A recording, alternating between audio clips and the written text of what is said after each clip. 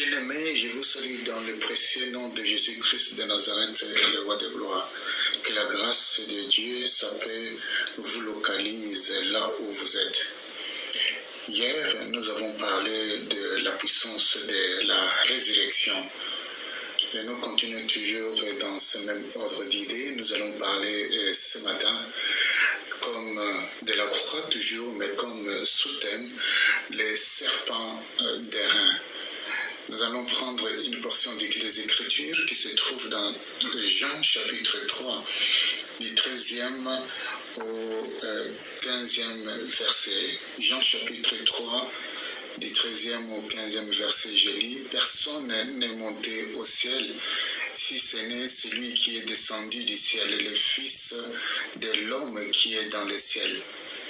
Et comme Moïse éleva les serpents dans le désert, il faut même que le Fils de l'homme soit élevé, afin que quiconque croit en lui ait la vie éternelle. » Ce passage que nous venons de lire dans Jean chapitre 3, nous voyons ici, lorsque nous regardons le contexte, l'entretien entre Jésus-Christ de Nazareth avec Nicodème. La Bible déclare que Nicodème était un homme d'entre les pharisiens, un chef des Juifs, et qui vint la nuit. Au cours de leur conversation, nous voyons Jésus lui révéla la sublime vérité du royaume. Et Jésus lui dit, si un homme n'est né de nouveau, il ne peut avoir le royaume de Dieu. Surpris, Nicodème était surpris et se demanda comment un homme peut-il naître de nouveau quand il est vieux.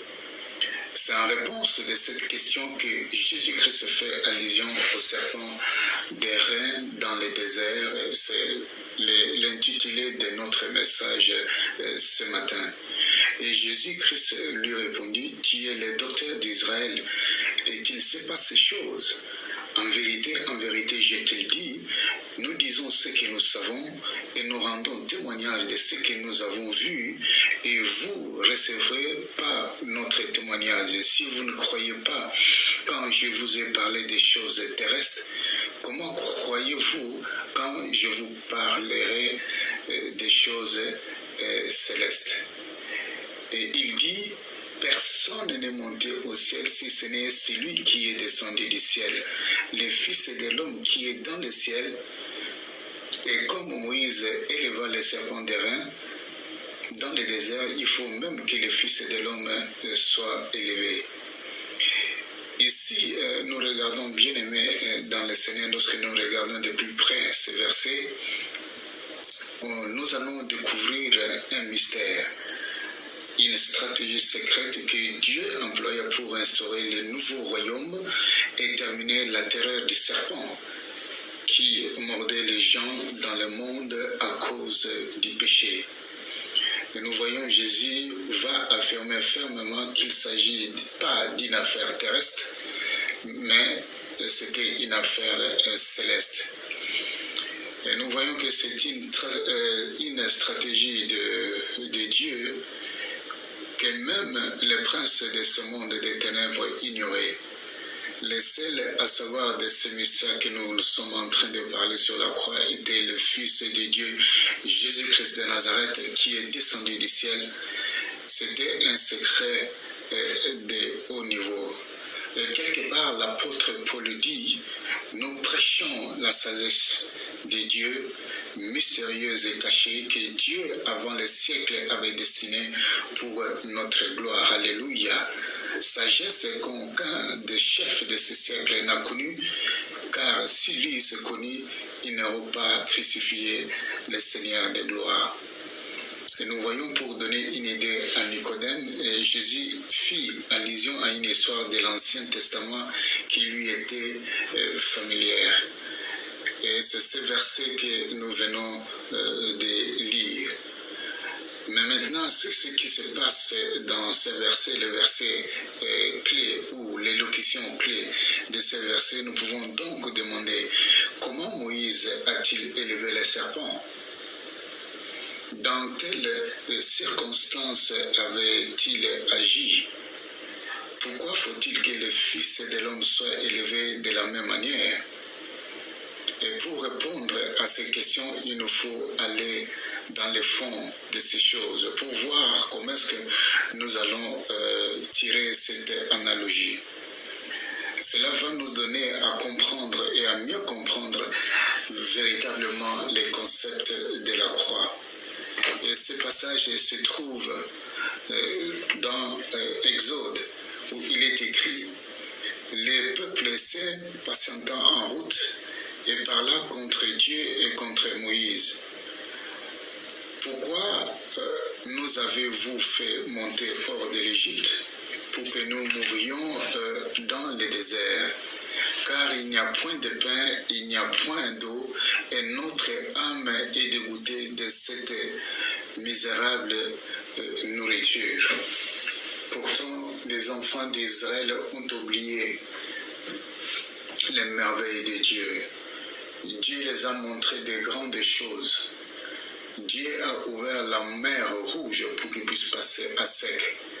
Et même dans Psaume chapitre 116, lorsque vous lisez, il a dit qu'ils oublièrent, c'est-à-dire les enfants d'Israël, ils oublièrent ce que Dieu avait fait pour eux.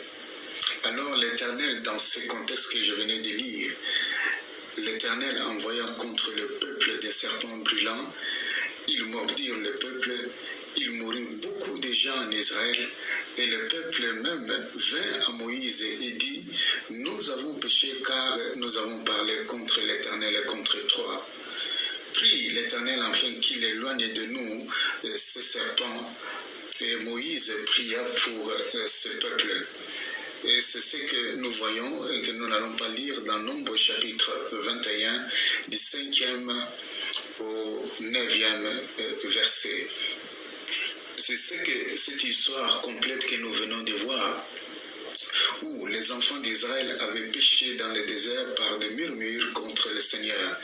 Ils étaient rebelles contre son serviteur et ils rejetèrent les provisions de Dieu, préférant les concombres d'Égypte et d'autres choses. Ils étaient tous découragés par les difficultés qu'ils rencontraient sur le chemin.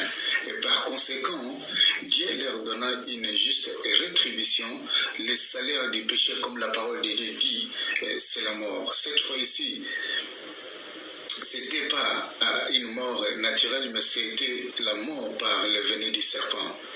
Et qu'est-ce que nous voulons dire par là?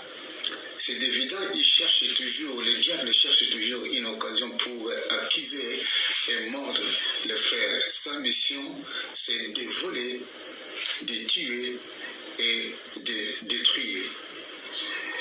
Normalement, lorsque nous marchons avec le Seigneur, frère, sous la lumière de sa parole, et demeurons par son amour et dans sa parole, il y a une haie qui nous entoure jour et nuit. Quelle que soit l'ardeur du chemin, aussi ténébreuse que ce soit la nuit et aussi féroce que soit la lutte, Dieu maintient un casque de salut sur la tête de ses enfants obéissants. Amen.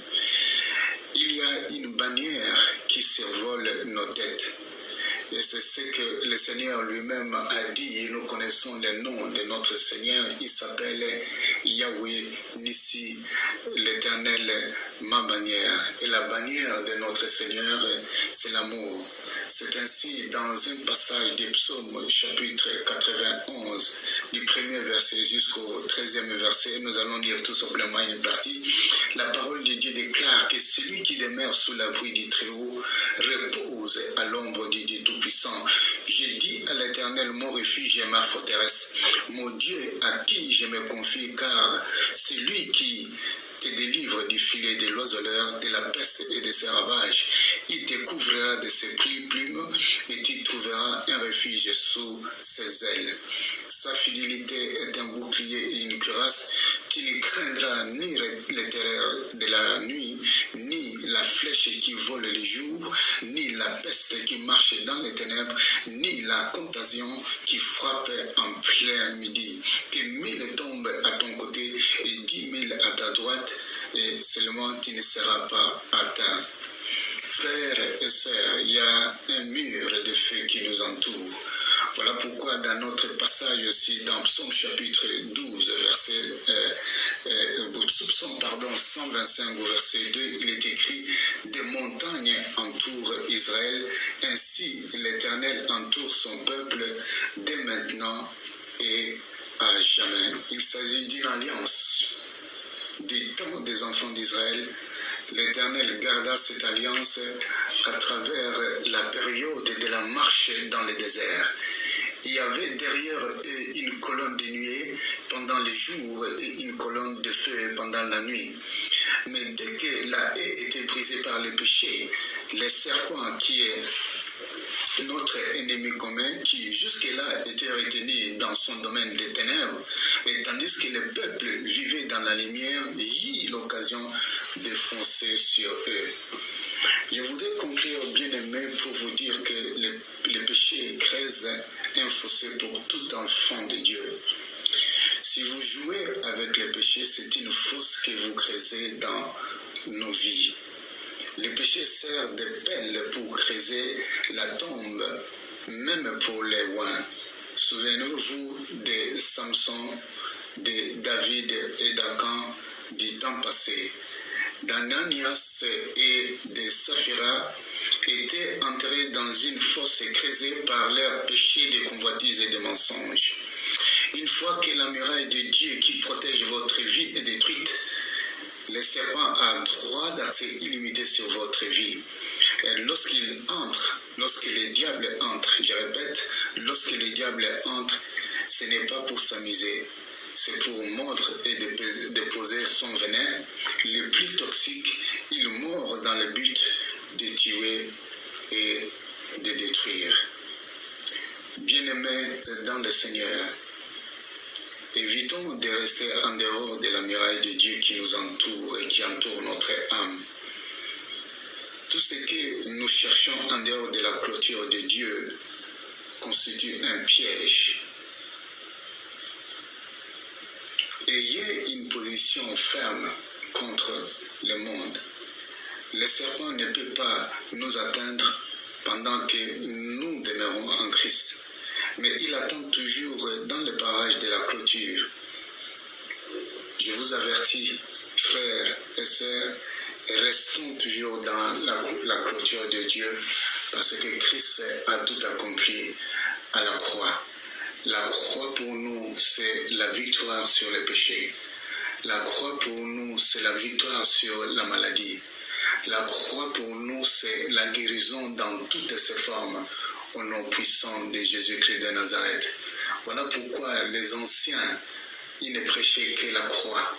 Ils ne prêchaient pas autre chose. Ils ne prêchaient que Christ est crucifié. Et c'est ce qui va nous motiver à l'ère actuelle. Parce que cette croix est mal perçue et mal prêchée dans des églises actuellement. Que la paix de Dieu soit avec vous, nous allons prier. Père Céleste, dans le nom de Jésus, je te loue, je te glorifie. Je t'exalte, je lève et je bénis ton Saint-Nom. Merci pour l'œuvre de la croix que tu as accomplie. Et cet échange, l'Éternel des armées, toi qui étais saint, tu es devenu malsain, Seigneur, pour nous. Toi qui étais propre, tu es devenu impropre pour que nous puissions avoir, Seigneur, ta sainteté.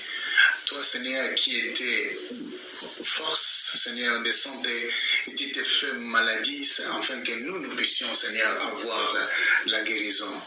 Merci pour l'œuvre que tu as accomplie. Et merci pour la vie que tu nous donnes au travers de ton sang.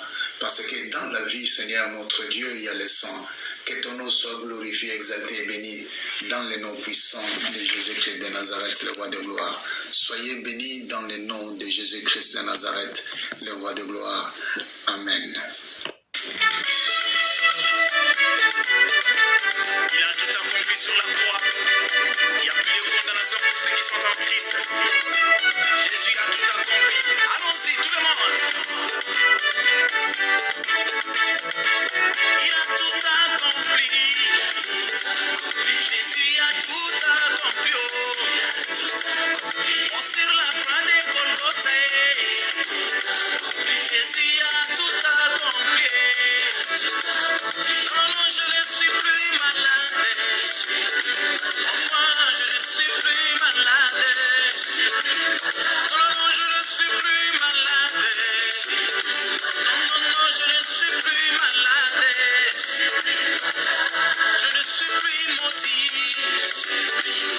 Non, je ne suis plus maudit. Est-ce que vous êtes toujours dans la malédiction? Non, je ne suis plus sirène au nom de Jésus. Non, non, je ne suis plus lié. Non, non, je ne suis plus lié. Satan prend tes bagages. Comment? Et toi, Satan, prends tes bagages. Je ne veux plus de toi. Comment?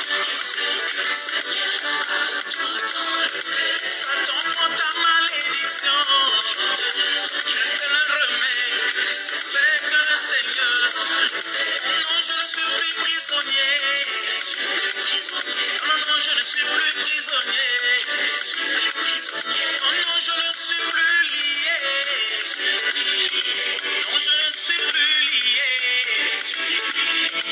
Non, je ne suis plus sorcier. Non, je ne suis plus sorcier.